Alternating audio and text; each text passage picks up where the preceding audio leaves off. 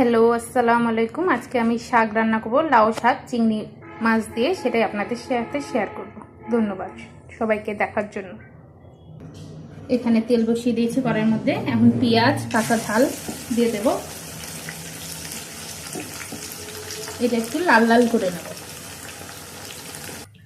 একে একে মশলা দিয়ে দেব। জিরা বাটা, একটু আদা বাটা, শুকনা ঝাল, খুব একটা ঝাল দেব না, শাকে বেশি ঝাল দিলে ভালো লাগে না। হলুদ, লবণ দিয়ে এখন পানি দেব।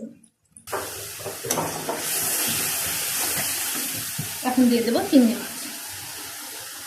চিংড়ি মাছগুলো দিয়ে দেবো।